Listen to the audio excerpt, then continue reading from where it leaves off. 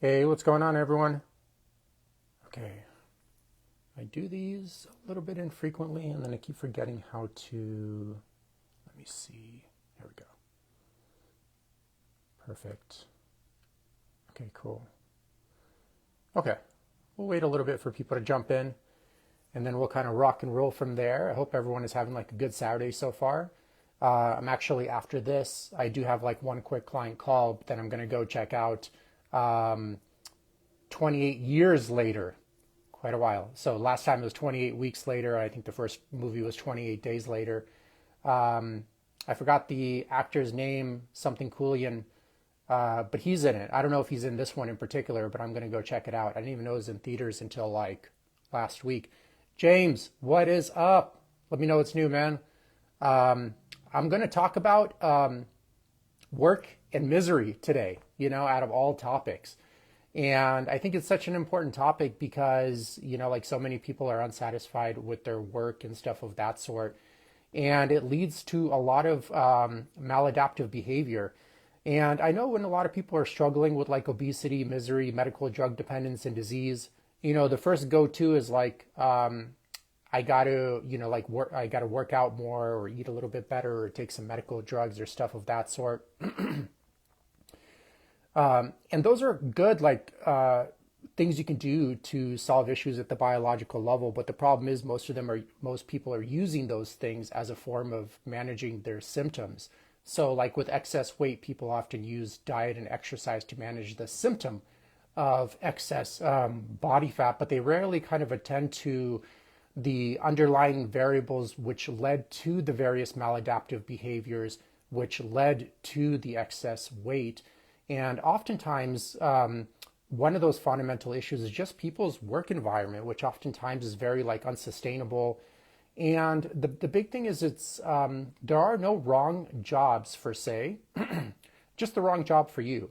And it's been a little while since I looked up the statistics, but I remember reading quite a while back that thousands of people were interviewed, and basically like 80% of people reported being like very unsatisfied with their work. And the issue with that is inevitably your work takes up like a tremendous amount of time. It pretty much takes up your whole entire week, especially if you're doing like in-person work. The amount of time you have to get ready in the morning. Then you got to drive to work. You got to park in the parking lot, get into the office, stay in the office, drive back, maybe hit traffic on the way back. By the time you're home, it's like 6, 7, or 8.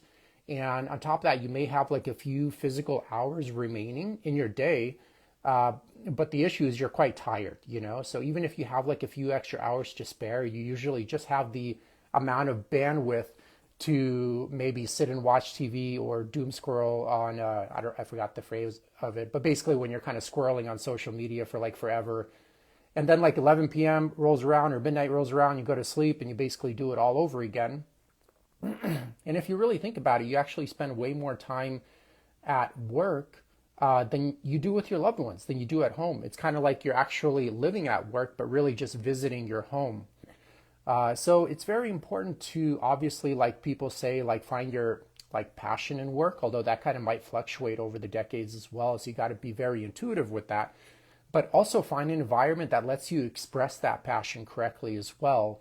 So like, for example, if you're passionate about engineering, but engineering in terms of how it applies, like mechanical engineering, but mechanical engineering in terms of how it applies to building airplanes, but you're working in a car manufacturing plant, building cars, you did pick the right passion, engineering, but you're in the wrong vehicle of expression.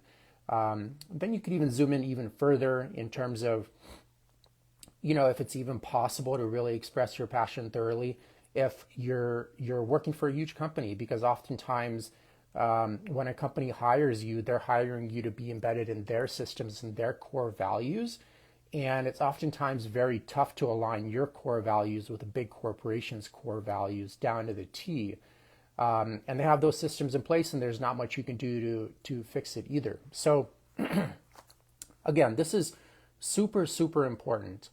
And in fact, if it's one of the things that leads to various maladaptive behaviors, such as like excess eating, poor sleeping patterns, et cetera, and it causes you to gain weight, and you don't kind of like address it at this level, but you try to like fix your diet and exercise, which is good to do.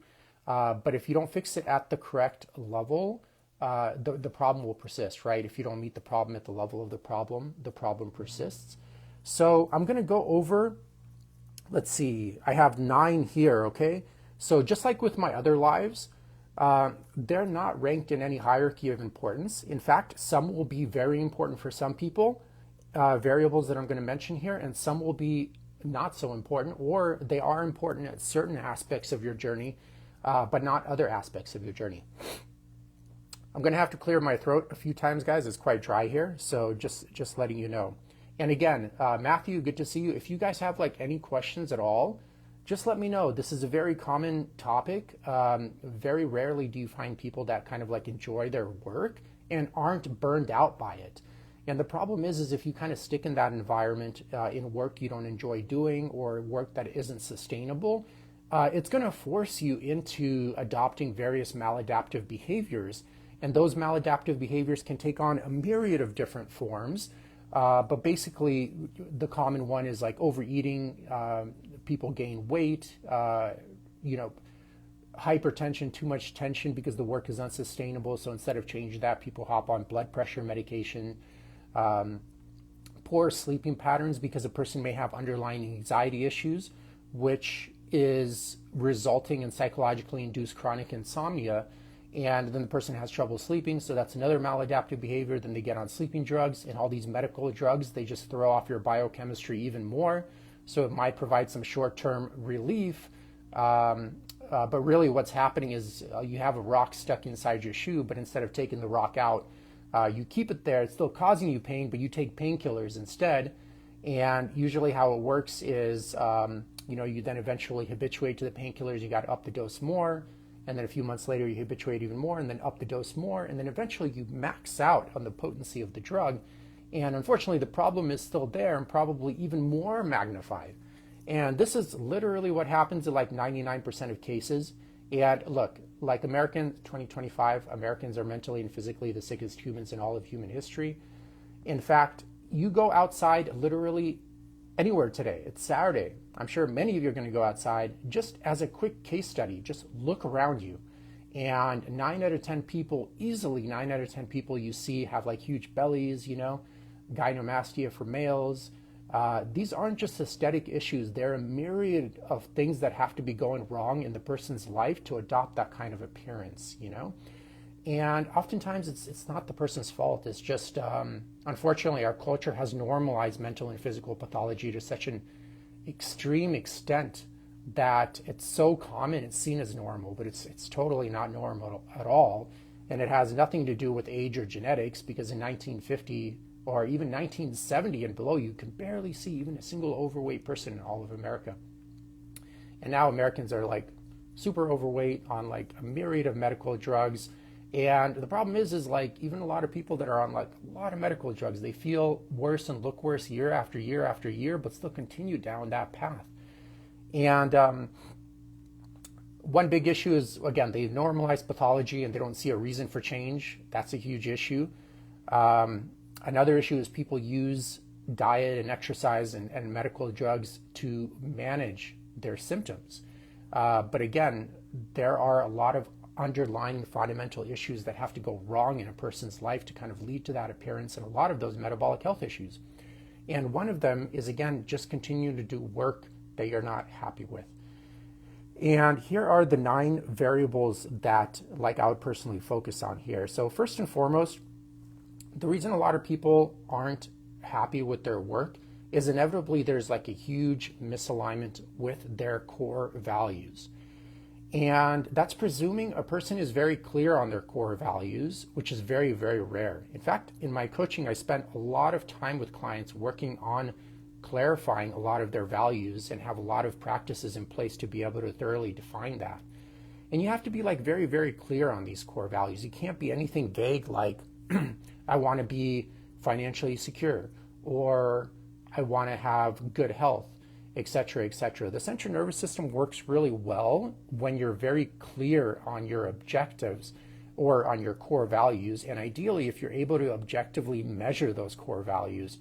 So, like for example, let's say your goal is to be healthy, or how to go like define like what does healthy mean to you, and you're like, well, I want to be metabolically healthy. Okay, that's a little bit more specific. And the next thing is, what is metabolic health? So metabolic health could be defined as your body fat percentage, all of these variables here, your body fat percentage, your blood pressure, your resting blood glucose, your triglycerides, your HDL. So those 5 variables. And ideally, you want to be within range of those 5 variables, and then you're generally considered metabolically healthy. So you can see you could objectively measure those 5 variables, and they're very clear and specific. So now you have like a goalpost of what you want to aim for. But when you say like I want to be healthy, first and foremost, because our culture has normalized pathology to such an extreme extent, there's a delusional perception of what healthy even is. I mean, I've run into people that are on like 5 or 6 medical drugs, extremely overweight with all sorts of joint pain, had 2 back surgeries, and they're still somehow convinced that they're doing like well in life, or that their situation is bad, but kind of not that bad, et cetera, et cetera. I've seen this so many times. And again, so you got to be very careful to kind of adopt social norms from a culture that has normalized mental and physical pathology to such an extreme extent. Because there is an old saying, I got this from a book, I think it's called Personality Typing or Personality Types, I forget exactly, it's been a long time. But there's an old saying, especially in America, that the goal is to be like everyone else, but better, you know? But the problem is if everyone else is like mentally and physically sick, how would being a better version of them help you in any positive way whatsoever? And my answer is it won't help you at all. In fact, it'll just help, kind of hurl you down the same exact unsustainable and pathological path, and stuff of that sort. And if it's not working for them, obviously it's most definitely probably safe to say that it's not going to work for you, you know? So as a general rule, what I like to do, it's kind of a little bit exaggerated and comical, but look at what like the average person is doing in America and then literally do the complete opposite, okay? Because it's not working what they're doing, it's not looking great and stuff of that sort. So again, there's like a huge misalignment of core values oftentimes. So let's say, for example, you want to be working remotely and you want to have autonomy over your work projects, and you're working in person 5 days a week and basically have no autonomy over your work projects and a micromanaging boss. Okay, there's like a huge misalignment or a story gap between what your core values are and then how you're expressing your core values in your workplace, which is basically taking up the majority of your week. And in the beginning, especially if it's like a good paying job and a prestigious job, it may not bother you. But as the years go by, you will see, like in the back of your mind, you know you are being fake to yourself. You're kind of putting on a mask. And wherever there's this story gap, and if you wear a tremendous amount of myriad of masks, inevitably there's going to be an insidious and chronic low grade, oftentimes like stress response in your central nervous system. And that low grade stress response is going to lead to various maladaptive behaviors, because if you study the central nervous system, it doesn't do quite well with those little micro stressors that are on full blast basically 24/7. And pretty much any American doesn't just have those micro stressors. They oftentimes have the terrible combo of having a bunch of micro stressors in their life, followed by a few or a myriad of macro stressors as well, combined together. And that's the worst recipe for disaster. And then at that point, you have like absolutely no option but to form maladaptive behavior to deal with that. That's it. And how that maladaptive behavior forms is going to vary from person to person. Common one is people overeat on food, especially stress eating.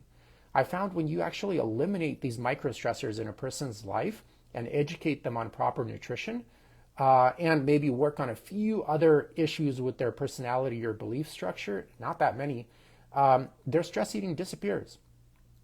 Ironically, get rid of your stress and your stress eating disappears, obviously. You don't need a PhD in stress physiology to understand that. But stuff like this, okay, and ironically, it kind of disappears. Now, it could form, some people could overeat. Some people do even socially acceptable activities like becoming a workaholic, super common. But they're all basically forms of dissociation and forms of maladaptive behaviors. Other people use alcohol. Other people get on various medical drugs, like when they have this insidious stress, inevitably it's going to lead to hypertension. One of the variables that leads to hypertension. Too much tension in a person's life. So they get on blood pressure drugs. I know they call it medicine, guys, just to kind of like sugarcoat the marketing a little bit and have people say, ooh, it's medicine, blah, blah, blah. But look, it's registered as a drug, it's a drug, and it negatively affects, it actually is very powerful, and it affects your biochemistry oftentimes in a lot of negative ways, especially if there's chronic use, which is how people tend to use these drugs, like blood pressure medication, statins, et cetera, and stuff of that sort. And the sad part is, even with the most minute amount of health education, I'm able to bring my clients' blood pressure down to like normal levels with basically half-ass effort and become healthy enough to not need to be on any of these drugs. And it's sad that that kind of education isn't provided, because it's so easy to be metabolically healthy enough to not need to be on any drugs for metabolic health issues like triglycerides, blood pressure, cholesterol, et cetera, blood sugar, body fat like Ozempic. You will see like the Ozempic users, they're not getting it. Their problem is that the thinking and emotional dimension, they're trying to approach it at the biological level. So they're not meeting the problem at the level of the problem and just falling into these insidious and easy to fall into symptom management loops that are going to cause them to fail. They'll have great success, I'm sure, in a year or two, but do a 2 or 3 year follow-up and 100%, almost 100%, I guarantee you all of them will be just as overweight as before. And even if they happen to suppress their excess body weight with these drugs, the issue is they never changed the belief system that led to the excess weight. And if they don't change that belief system, which can be referred to as a mind virus, because inevitably it's leading to behavior patterns that are causing the deterioration of your biology. And if they don't change it at that level, Joya, what is going on? Matthew, good to see you as well. James, if they don't change it at that level, if you don't meet the problem at the level of the problem, obviously the problem persists. And on top of that, because they didn't change it, although they suppressed their body fat percentage with like Ozempic, the issue is that same belief system that led to the excess weight is inevitably going to lead to a myriad of other mental and physical health challenges throughout the person's life, which is going to be a huge obstacle in being happy in their career, finding a good relationship, being a good partner in that relationship. It requires you to be mentally and physically well to be a contributing partner in a relationship. And obviously, if you're not, it's going to be a huge deterrent and increase your chance of divorce or breaking up, which is already very high. I think divorce rates for at least straight couples in the US are like 55%. For lesbian couples, it's like 85%. And I think for gay couples, it's like 30% or so, something of that sort. So it's already quite high, and if you're like very sick, metabolically sick and stuff of that sort, and not kind of looking in the mirror honestly and asking yourself, what am I doing to cause all this pathology? And how could I change it at that level? Then, don't be surprised if you keep relapsing and stuff of that sort. But that's one of the biggest ones, being clear on your core values and having your work environment actually reflect those core values, which is very difficult to do, especially most likely if you're working for someone else. If you're working for yourself, you do have a bit more flexibility to an extent. But if you're working for someone else, and especially if it's quite a large company, like it's a government job or like a huge corporation like Google and stuff like that, I'm not saying they're bad jobs. They're great jobs for people that have their core values aligned with those institutes, but terrible jobs for people where there is a misalignment and now they don't have any flexibility to get those core values to align. And again, because they're spending so many hours there, maladaptive behavior has to form over time. And that's it. There's no option, because at the end of the day, you're wearing these like 10 different masks that are not reflective of who you are. And in fact, when you do that, nobody even at work knows who you are, because you're just an actor. You're putting it on an act the whole entire time. And there's a great book called The Crowd by Gustavo Le Bon. Excellent book. If you guys are into psychology, especially crowd psychology, I would highly recommend you read this book. There's a free audio, although I don't like the robotic voice on the audio on YouTube. But I would just read the book. It's very, very tiny. I think the author is like from the 1800s or 1900s. I forget exactly. Very old book. But it just explains how how misguided a lot of people are in their belief systems and how they don't even question what they believe at all and if it's genuinely their beliefs. So in one section of the book, he asks like, oh, you could easily ask like a person, let's say they say, I believe ABC. You go, okay, cool.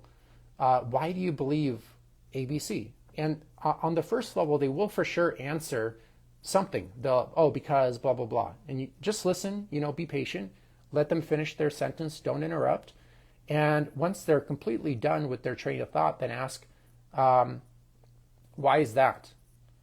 And I guarantee you like 95% of people won't be able to explain it past that first level, which indicates what they're doing is basically just copying and pasting social norms. And believe it or not, they built their whole entire life off of this belief system that they can't even explain the etiology of or why they believe it. Because oftentimes it's just easier to kind of like mimic and mirror your social norms than kind of to genuinely do the deep work on discovering who you are and then living true to that, because that is the first step oftentimes in identifying your core values. Because as Walensky would say, it's either you're pregnant or you're not. You can't be like half pregnant, so it's either you know who you are or you don't.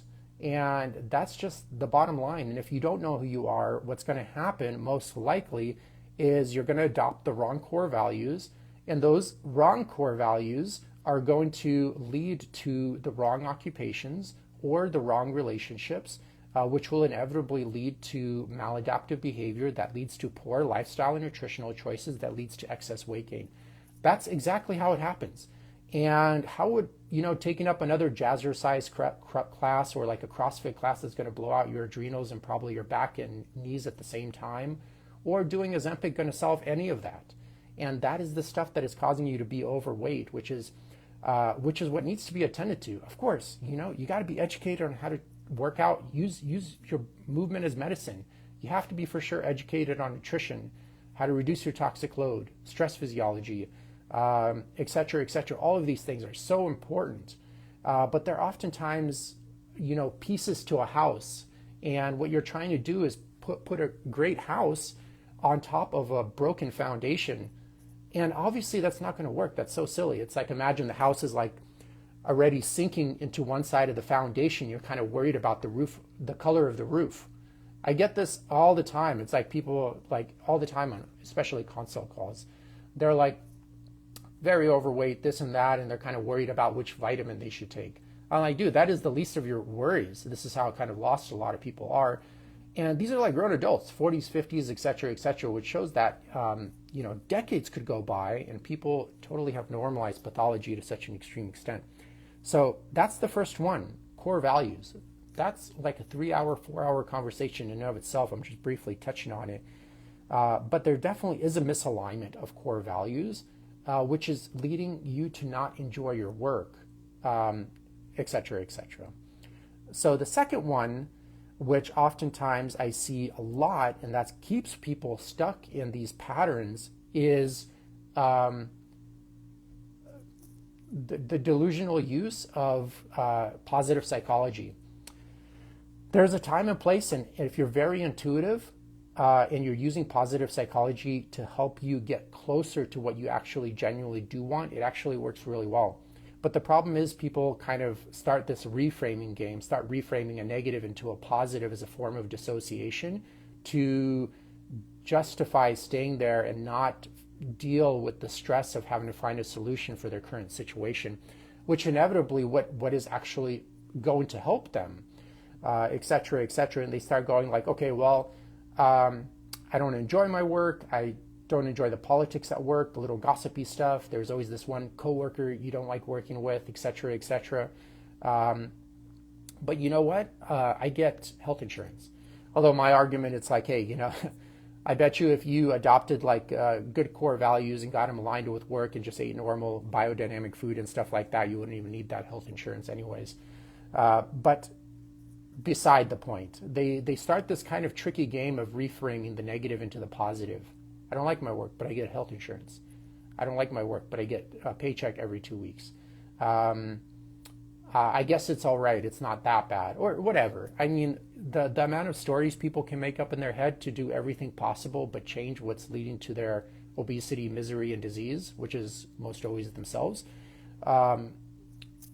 is atrocious. I mean, it's infinite. It basically never stops. But positive psychology, I've seen hurt more people, gargantuously more people, than actually help more people. And the problem is whenever, especially with career choices, whenever you're in a career that inevitably is misaligned with your core values and you're not happy with, you will find ways to self-sabotage yourself when there's room for growth. You will do that because your central nervous system then perceives more of that as more of what you don't want. So if you don't like working already 8 hours a day at your work with X amount of responsibility, obviously when you get a promotion, you're maybe still working 8 hours a day or maybe 10 hours a day now, but with like 30% more responsibility. You're going to find ways to sabotage yourself because more of that growth is associated with more pain and what you don't want. So this will be the entire career, and then it kind of keeps you in this limbo state in your career where not only are you not happy with your career, but you don't feel that there's any growth in it, et cetera, et cetera. And then there's more maladaptive behavior that's going to have to form over time, okay? And no absolutes. There's some ultra rare exceptions, but this is most always exactly how it happens, most always.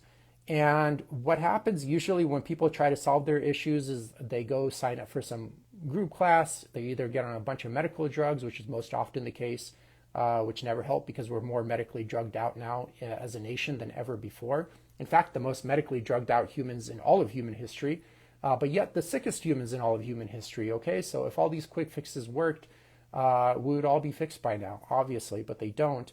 And it's so silly to see people thinking that they can drug themselves into a life of happiness and health because they're not going to be able to. So that's the second thing I see. Again, very long discussion. I'm just briefly touching on these points for things you guys can consider and investigate further on your own. So let me get a quick sip of coffee here. Always out of glass, all right, guys? Try never to drink out of plastic. Okay. Another issue with a lot of work, not all occupations, there's some that are really laid back and have a very health conscious leader that's able to accomplish the company's goals while not burning out and running their employees into the ground.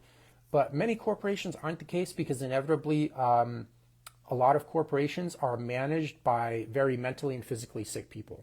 So sick people can't make healthy decisions or they wouldn't be sick themselves. And if they're sick themselves, obviously how they're going to run the company is going to reflect that kind of level of pathology, and it's going to impact you if you're kind of falling on the lower ladder of that kind of leadership, okay? So inevitably, you have to understand a little bit of the history of how the central nervous system has evolved to ideally function in ideal situations. And you have to remember, it hasn't changed in over 200 to 250,000 years. It's like literally exactly the same.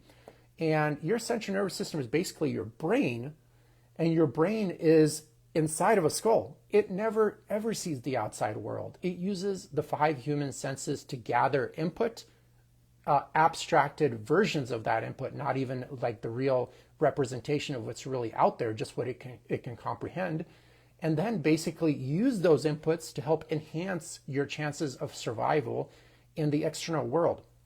And the central nervous system just has 2 goals: to get you to survive better in the external world and to organize, I'm getting some message about something with hand features, and to organize basically one substance of atomic matter into kind of 2 substances so you can kind of navigate throughout the world. Let me close this out really quick.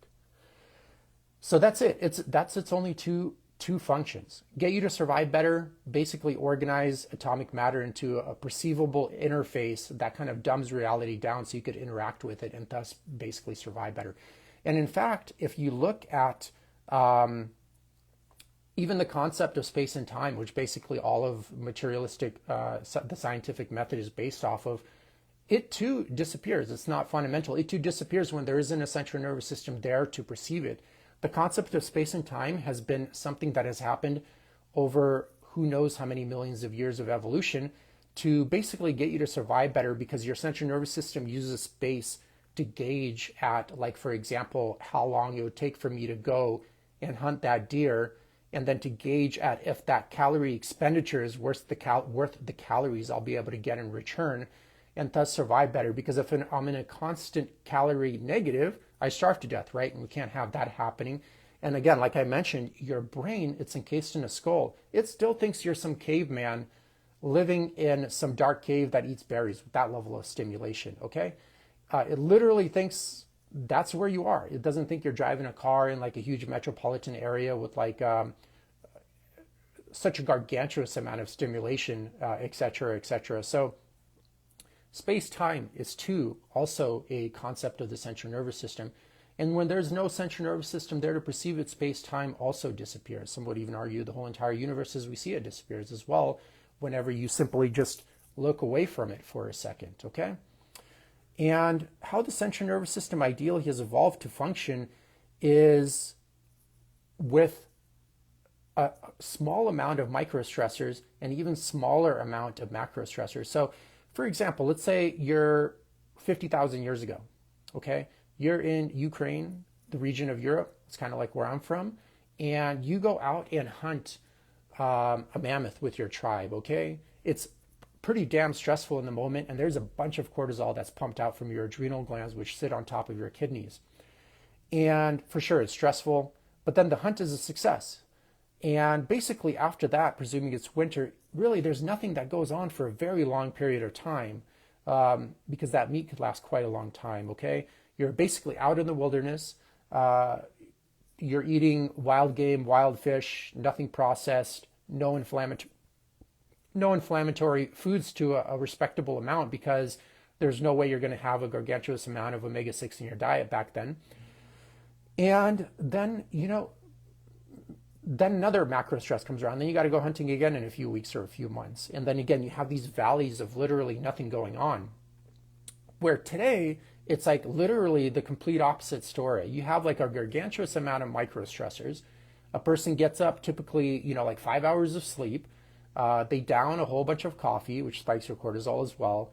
They get on the freeway, which is actually quite stressful for the central nervous system to drive on. They get to work. Again, they're misaligned with their core values. Sure, you can play the reframing game for a little bit, but just know that it will hurt you in the long term. If you know deep down inside, you are just reframing the negative into a positive as a form of dissociation to make the work more tolerable, et cetera, et cetera. It will not work long term either, and just lead to even more maladaptive and severe behavior. They'll lead to even more metabolic health issues, aesthetic issues, etc., chances of cancer because your immune system will be suppressed, all of these things. So inevitably, the person's central nervous system is overburdened, especially when you consider like financial stress. I think Robert Kiyosaki said the average American has about $800 in their bank account. The work politics, etc., the deadline after deadline, say maybe even have like a micromanaging boss you don't see eye to eye on, etc. Then you get into traffic on the way home. Then you get home exhausted. A lot of people are getting home to partners or spouses, for example, that maybe the fire has burned out, or maybe there's some marital issue, etc., which causes even more stress. And you can see the central nervous system is overburdened. And in fact, the amount of information that an average person is exposed to today, just in one day, is the amount of information that the average person was exposed to their entire life around 250 to 300 years ago. So obviously the central nervous system hasn't changed, but the amount of input and how the environment has accelerated greatly with technology has changed a gargantuous amount. But biology doesn't change. It takes hundreds of thousands to millions of years to evolve into another form. And it's so gradual, and obviously we don't live that long to even experience it. So the type of biology you're born with right now is pretty much the hardware you're going to be stuck with for your whole entire life. So there's no changing it. So it's either you got to play by the rules or pay the consequences. And my honest question with anyone, especially in their 30s and 40s, that's already pounding a couple of medical drugs, is, hey, you've been on these medical drugs for a long time. Antidepressants, why are you still depressed? Why are you still even depressed now more than ever? Or on a bunch of other medical drugs. Okay, you've been taking them for a long time already. The honest question to ask is, why do you look worse and feel worse than ever before? I thought they were supposed to work, right? Remember, if all these quick fixes worked, we would all be fixed by now. It's so silly. It's so silly how people have been brainwashed to think they could really medically drug themselves into a life of happiness and health. So silly. No absolutes. There's some minor exceptions, like with the use of antibiotics or like a bacterial infection or stuff of that sort, which is gold. But when you start getting into kind of like, in my opinion, and kind of like a habit of dealing with chronic health issues in a way, trying to solve a problem that's inevitably at the thinking and emotional dimension at a biological level with medical, it never works. It never works.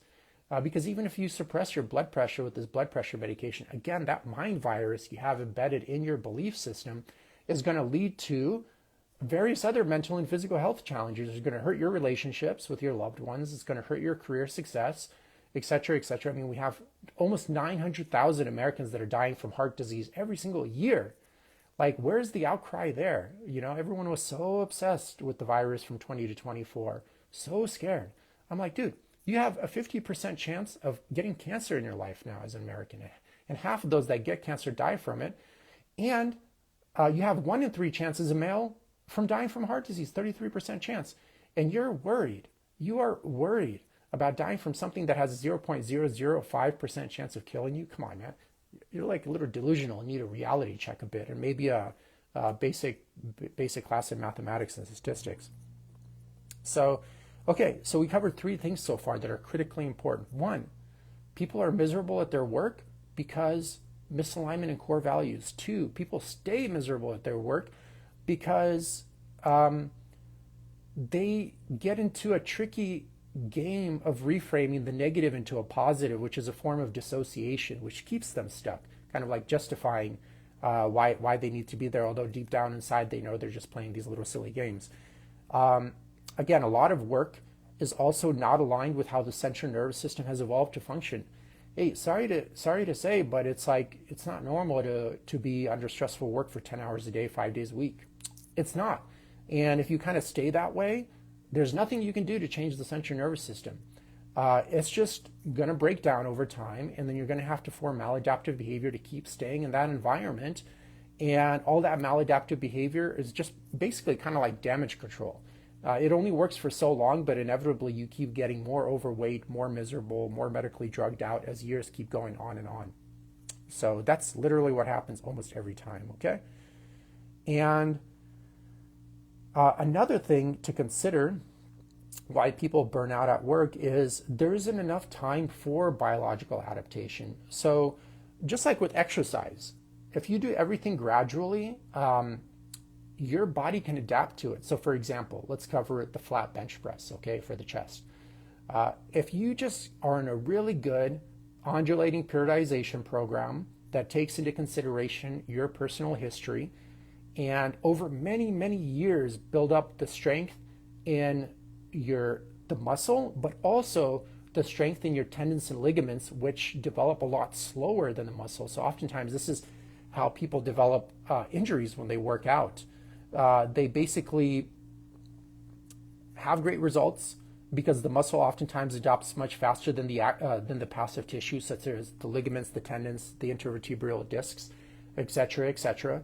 And they keep pushing that weight, and the muscle may actually be able to handle it, but the thing is the supporting tissue cannot handle it. So eventually, the tendon snaps or the ligament snaps, or they have a posterior lateral disc herniation in the L4, L5 to the left side or whatever, and stuff of that sort. And the central nervous system is the same. So you got to remember, the central nervous system, its only role really is to get you to survive in the external world. We'll kind of exclude the organizing chaos part for now. Get you to survive in the external world. And it's great at doing that if it has enough time to do that and enough time to recover from it. So like I mentioned, macro stress in the hunting situation, the hunter-gatherer situation, followed by valleys of nothing going on. During these valleys of nothing going on, when you're getting good nutrition, good sleep and rest, etc., etc., maybe learning more about the problem at hand, that's where your central nervous system develops biological resilience. And then the macro stress comes around again, and it's all of a sudden not as hard as it was the first time. You guys can imagine a good example is like, remember when you first started learning mathematics, even addition and subtraction was like gargantuously difficult. But as you expose yourself to mathematics for more and more years and more classes and tougher situations, all of a sudden now you're looking back and you're like, hey, addition and subtraction is super easy.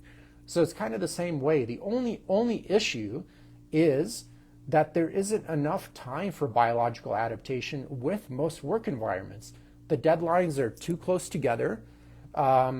Work politics is ridiculously annoying and very stressful on the central nervous system, especially when there's like backstabbing going on and stuff like that, which is very tough to avoid, especially the bigger the company, the more of that you get, because inevitably big companies are structured in kind of like a pyramid style, so as you get higher and higher, there's less room, and thus more competition and more politics begins to form and stuff of that sort. Even things like, watching people that are incompetent get promoted just because they're socially incompetent in their work, but they're socially competent. That could be also very discouraging and lead to a lot of anger, which could lead to a lot of those micro stressors in the central nervous system, et cetera, et cetera. And so all these little things are very, very important to consider in your health journey. Super important. Even more important than how your damn workouts look or what damn vitamins and minerals you're buying, which is what people tend to focus most of their energy on. That stuff is so unimportant in the grand scheme of things, especially if you don't have any of this stuff lined up and thoroughly ironed out. Because if you don't, your journey is not going to be sustainable. It's not, because of the gargantuous amount of time you spend at work. So inevitably, there's not enough time for biological adaptation, and people burn out. And once again, when you burn out, you have to form that maladaptive behavior: drinking, alcohol, smoking, eating fast food, getting on a bunch of medical drugs, you name it. It could be anything to dissociate and get your mind off of what the hell is going on. And kind of like a quick journey into psychology, a lot of times people, especially when they're misaligned with their core values at work, they're misaligned with them. Let's presume they do know them. They don't feel safe expressing who they are. So like if you have an annoying coworker, you don't feel safe telling them like, hey, you're stupid and I don't like you, because you don't want to lose your job or get involved with HR. But you do this in a myriad of different ways, and you have to wear so many different masks oftentimes at work. And in a sense, this is going to cause a micro stress response in a central nervous system. And that's it, and that's all there is to it. And again, if it's not dealt with and you don't get into more sustainable environments, dude, you can hire like the best nutritionists in the world and stuff of that sort. But really what you would need is to solve it at this level. And people never even try to solve it at this level. No absolutes. Some people do, but it's like 1 in a few hundred max, okay? Because it is difficult. It's difficult, but it's what needs to be done if you want lasting change. Or you're just going to end up like one of these silly fat loss transformation stories of like losing 50 pounds and then you follow up with them 2 years later and they've regained the 50 pounds. So literally happens 99% of the time, because these people use diet and exercise and medical drugs to manage the symptom of excess weight. They are thoroughly fixated on the biological level, but most of their problems stem from the thinking and emotional dimension. Maybe even you could even extend to the spiritual dimension as well. But that's something to consider. Not enough biological adaptation, okay? Because the stress is too much, too frequent, too intense. And then combine that with people not taking care of themselves, not sleeping well, et cetera, all these kind of play hard or work hard, play harder type thing. Don't listen to those people. They're delusional and living a life of pathology. And definitely don't date those people. Don't date those people, man, unless you're really asking for a lot of pain in your life. Okay, so another issue then is kind of, we touched on this earlier, is people oftentimes, again, don't know who you are. Like I mentioned earlier, it's either like you know who you are or you don't. It's not like you can get half pregnant, So it's that simple. And to kind of make the conversation like a little bit trickier, we got to go back to the central nervous system. And remember, like I mentioned, the central nervous system, its only role is to get you to survive better in the external world. And one way it does this is by basically developing a personality for you. And it does this between the ages of 6 months to 12 months, okay? And it basically, before then, like a baby is in a state of essence. It's like oblivious. It actually, in its mind, thinks there's only one substance and it's one with the whole entire world, and there's basically non-duality. But obviously in that state, when you're in a state of bliss 24/7, you're quite vulnerable in the external world, and you're not going to survive long enough to reproduce, which is one of the main purposes of the central nervous system. There's a really good book called The Selfish Gene by Richard Dawkins that you guys may want to check out as well. Great book. But to get you to survive better, it instills a personality for you. It does this for you. And it does this in each personality. There are like 9 different types of personalities. And each person, all of us, have all 9 of these traits, but to variable degrees. And one of the traits is leaned on heavily, consistently, okay, throughout your whole entire life. A lot more than all the other traits. And typically all the other traits then are used to support that one trait in one way or another. So it does this, and each one of these personality traits, inevitably what the central nervous system does is instill a greatest fear. So like one personality trait, one of their greatest fears could be, I am worthless. That's a great fear. Some of them are, I am loveless, I am imperfect, I am powerless, etc. Those are other fears of different personality types. And stuff of this sort. And basically that greatest fear then fuels all of your decision making in life. And all of your decision making in life is basically geared towards avoiding that greatest fear. So I am worthless, so I must prove that I am worthy. And typically how people prove they are worthy is usually reflective of their environment. So if they're in academic circles, they'll strive to prove that they're worthy through academic accomplishments, like getting a master's degree, a PhD, then becoming maybe a world-renowned researcher, etc., etc. If they're like in military circles, it's all about climbing the rank of the military, etc. If they're in business circles, it's all about starting huge enterprises, proving your worth that way. It's more and more, and it's always external world driven. You'll notice it's always external world driven. And you'll notice that any of your motivations in life, any of your choices in life can be easily tied back just to survival.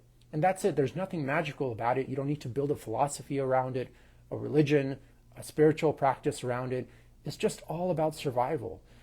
Because if you look at it this way, it's like Sergio. I don't know if Sergio even went to college, but just as an example, Michael Rice, good to see you as well. Why did you go to college? Oh, I went to college so I could have more job prospects and kind of move up the social ladder and kind of live in a better place, etc. Oh, why did you do that? Oh, so I can make more money and then kind of have more options in who I date, etc., etc. Oh, why is all that important? Well, it's important because it helps you survive better. And that's it. Even spiritual and enlightened paths are exactly the same. It's like, why do you want, especially in the beginning of the journey, why do you want to be enlightened? Oh, I want to be enlightened because, I can move freely throughout the world with less friction. And I could accomplish more stuff, and then I could be less stressed, and then people will seek my advice on random stuff, and then I'll be sought after, and etc. And why is all that stuff important? Well, it helps you survive better. And that's literally it. So it all goes back to survival. And a lot of people build these fantasies and these religions and scripts around why they live their life a certain way. There's literally nothing special about any of it. It could all easily just be tied back to survival. And in fact, all of your belief systems and structures, look at it this way. It's very interesting. They all come from your thoughts, which come from your mind, right? And you'll notice if you even meditate for a split second and kind of watch your thoughts, they kind of arise out of nothing. This kind of blank state that's not even perceivable or conceivable, they arise out of nothing. They stick around for a little bit. They kind of almost look like a bubble, and then they subside. And then there's a little space in between thoughts, and then another thought arises.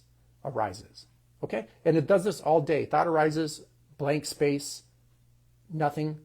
Another thought arises, blank space, nothing. Another thought arises, blank space, nothing. It does this all day. And all the ideas that you have about yourself, the memories you have about yourself, etc., etc. They come from these thoughts. But ask yourself, where do you go when these thoughts subside? Where are you in that space, right? Everything about you disappears, right? So you'll notice that there's something else observing these thoughts. And if you are observed, and this other observer is continuous, where your thoughts are discontinuous, they come and go, and there's that blank space, okay? And where do you go? You just disappear. And if you look even inward to the observer, it disappears as well. So it's an interesting question. It's beyond the scope of this conversation today, but even people don't question it at that point. And also notice, another important thing to consider is when a thought arises, okay? Any thought, you notice it only after the fact, not before. So a thought has already occurred out of nothing. You notice it after the fact, consciously, okay? So you don't even have any volition over your thoughts as well. So being clear on that principle is so critically important to clarifying your core values. It was genuinely important to you. That way you don't get misguided by social programming, because oftentimes if people do their core value exercise without being clear on that first, they adopt social norms. And again, last thing you want to do is kind of do what everyone else is doing in America right now, because it's going to lead to a life of obesity, misery, and disease, okay? Track record of not working. Again, Americans are like literally the sickest, mentally and physically the sickest humans in all of human history. Don't even take my word for it. It's freaking the weekend. Go outside, just look around anywhere. I'm sure all of you guys on this live right now are in different states, and that's what you'll see left and right, you know? And people are totally oblivious to it. It's totally normal now, which makes it so disturbing and so sad. Okay. All right, cool. Okay, I'm going to try to close this out here, running a bit behind today. So we talked on work politics too. That's another thing that causes a lot of people misery, is work politics and also not feeling important or valued at work. Like you could be replaced anytime, you could be fired anytime.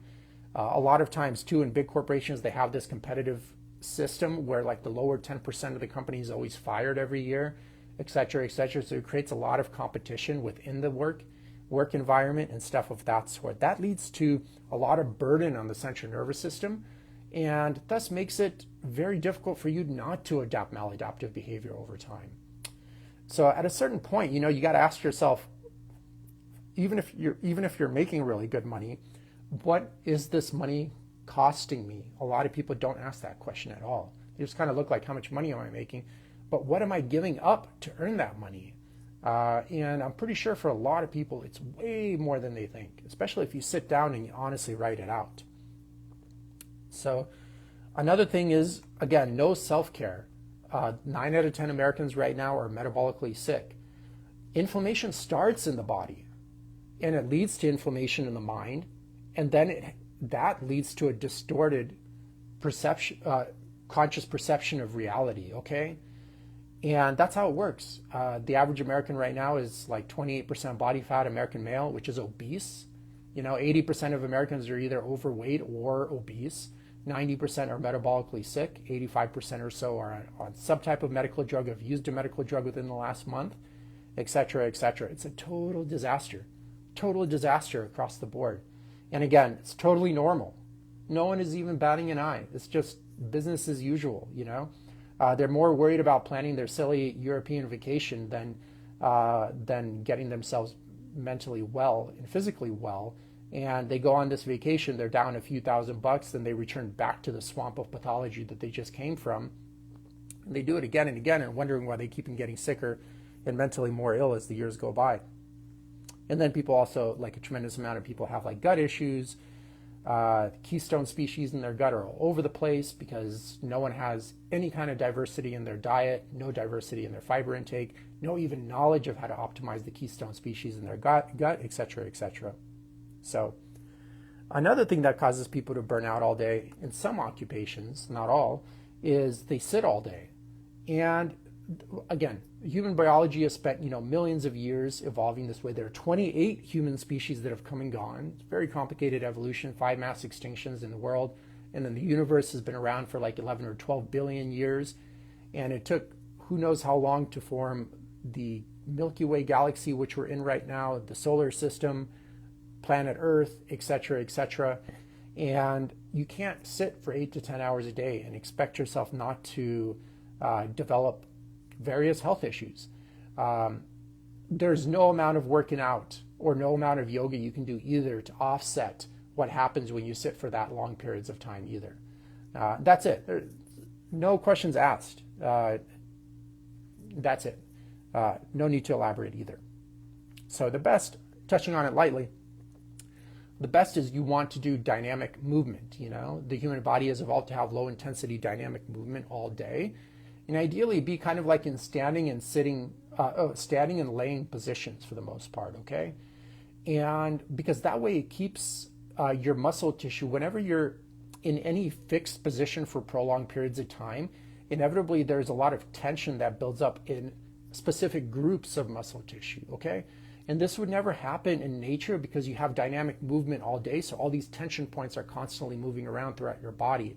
But when you're sitting at a computer for like 8 hours a day, the tension builds up in only X amount of tissue. And in fact, there's a thing called, you guys can look up, called passive tissue creep for intervertebral discs. And the issue with intervertebral discs, meaning the material that's in between the two vertebrae in the back, and there's, you know, a bunch of them, 5 of them in the lower back, a bunch in the mid back, the thoracic region, and a bunch in the cervical spine as well. And whenever you're sitting for prolonged periods of time, especially like, for example, your lower back is hunched or your neck is hunched over, you get what's referred to as kind of passive tissue creep. Inevitably, that disc material is made out of collagen, type 1 and type 2 collagen fibers, mostly water. And inside the disc, there's this thing called the nucleus propulsus, and outside there are many rings, kind of like an onion, of material called the annulus fibrosus. And over time, if you sit for long periods of time, that gel-like material pushes posteriorly in the posteriors out this way and kind of protrudes that disc material out. And what happens is sometimes people sit all day like that and then they go to a CrossFit workout and do deadlifts and then blow out their back, okay? Because that disc material is already protruding out. So it takes maybe one little wrong move and boom, your back is gone for a very long time. And because the discs, the intervertebral discs of the lower back, don't have many arteries going into them, inevitably oxygen and blood supply is very, very limited. So it takes a very, very long time to heal the disc. In fact, it could take up to, if you have a full-on disc herniation, meaning that nucleus propulsus material actually penetrated through all of the rings of the annulus fibrosus, it could take up to 10 years to fully gristle over, okay? You can get out of pain quite quickly, but to fully gristle over and fully heal the disc, it'll take about 8 to 10 years. And a lot of people, unfortunately, back pain patients, when they're out of pain, they think they're healed. Really, it's just the area is just desensitized. And they're not healed. It's still very fragile. You just may not be in pain. So what happens is 2 months go by, they're out of pain, and they go straight back to those patterns because most likely no one even educated them on these type of things. And there's so many different types of back pathologies. There's stenosis. There's a posterior lateral disc herniation to the left side, to the right side, on many different levels, multiple levels sometimes. Sometimes you have spondylolisthesis, you know, like one disc is pushing out one way, and it's kind of like a slip disc, and one is pushing out maybe anteriorly, and one is pushing out posteriorly. That's why thorough assessments are so critically important. No one does this. And in fact, a lot of people are so silly.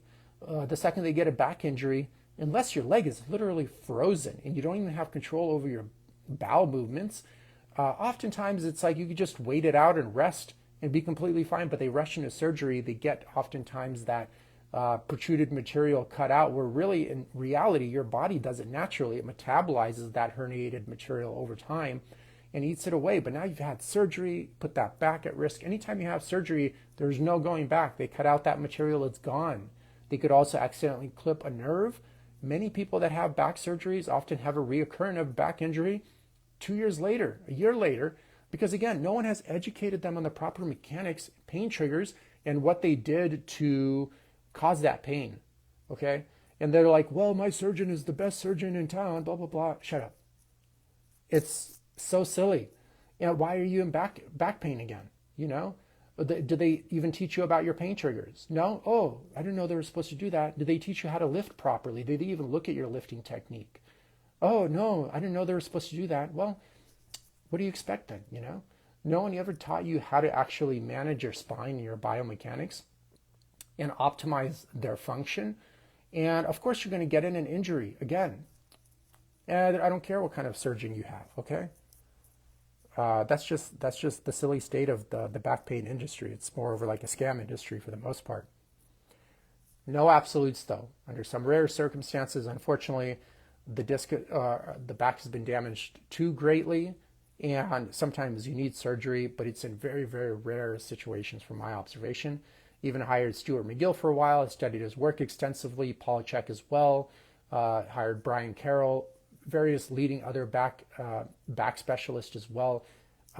Probably read like 30 different books and extensively studied biomechanics and how to integrate and develop the entire core, which people think is really just like the ab muscles. I'm going to just say ab muscles, but really it's everything: your core, your glutes, your pelvic floor muscle, your erector spinae muscles, your lats as well. In fact, it's your whole entire body. You need to learn how to use your body as one huge muscle to stabilize the spine and hips through resistance training.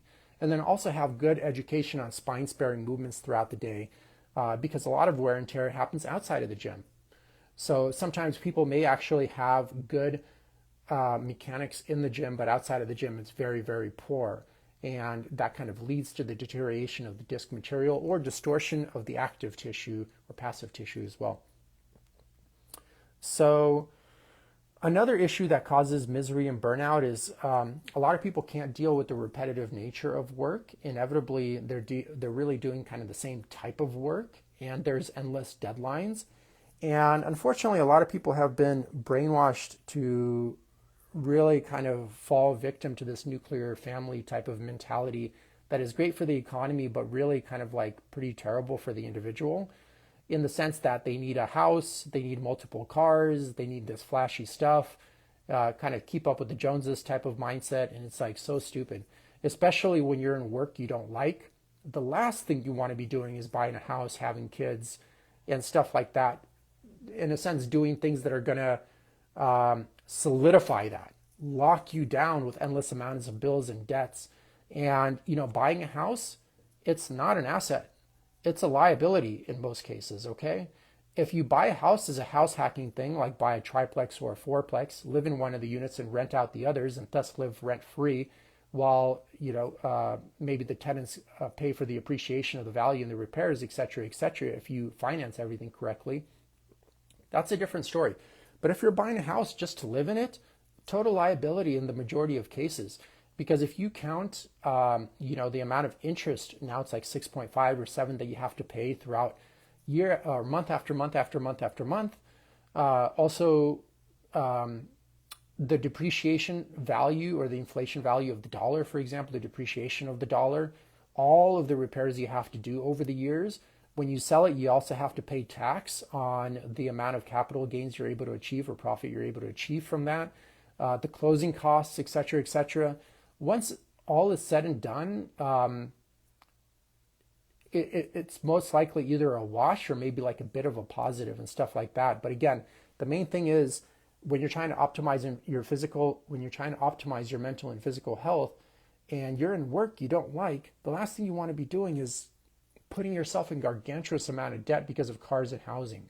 Okay, you need to create financial freedom. So even like, for example, if you're doing work you don't like, but you can leave anytime because you're financially free, it's a way different feeling, way different atmosphere than knowing you need to be there because you have all of these bills coming up, et cetera, et cetera.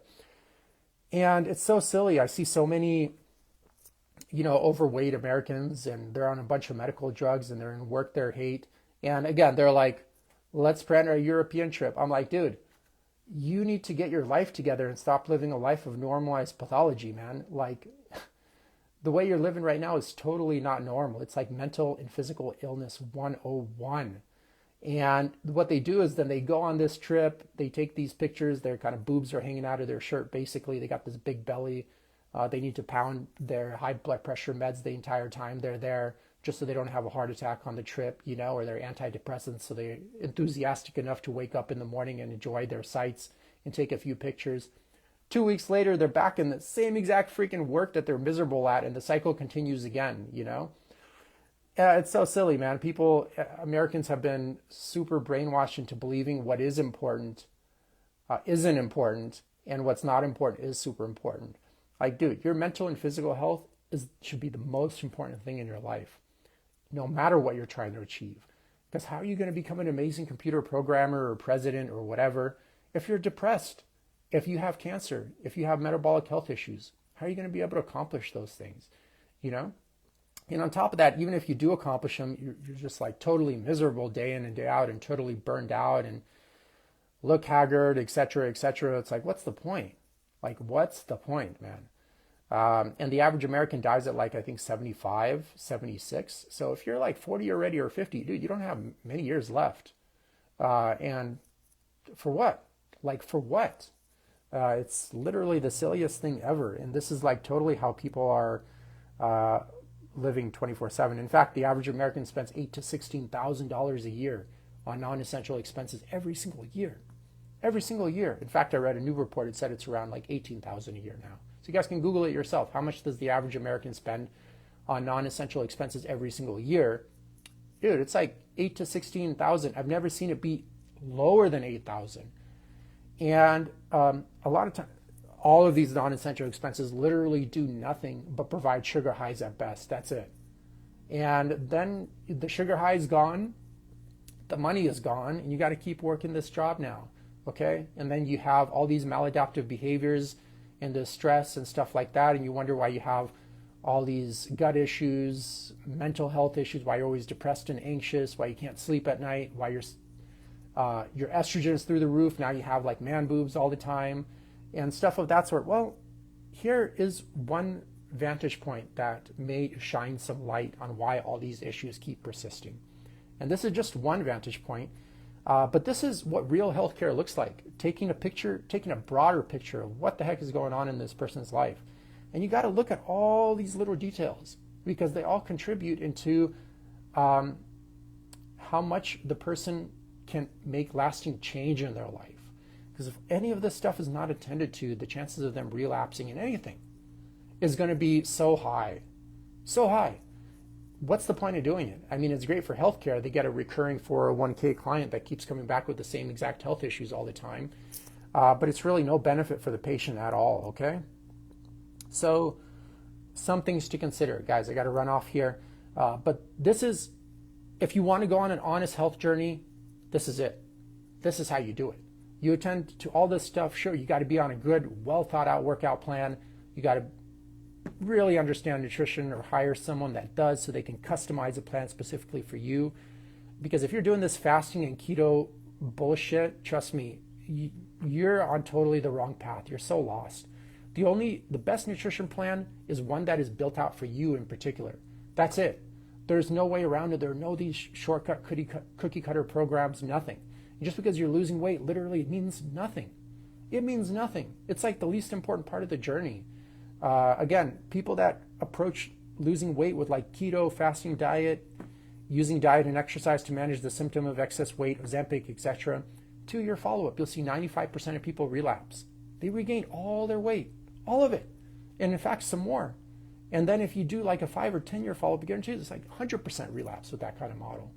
It's not worth doing at all in pretty much every case. No absolutes, of course. Maybe one out of every few hundred people really just do need education in how to train properly and eat properly, etc., how to reduce their toxic load, all that. But for the rest of the population, I mean, they're like a complete mess from start to finish. Their foundation is completely broken. And one of the things that build a strong foundation is like a lot of the stuff we went over here, okay, that have to be attended to. So hope this was helpful. And yes, this is tough to change. But if you don't want to run around in circles and then ask yourself why nothing is ever changing, maybe it's a good idea to shine some light in this and see if any of these things apply to you, okay? All right, guys, have a good weekend, all right? Sergio, James, take care, guys. Bye.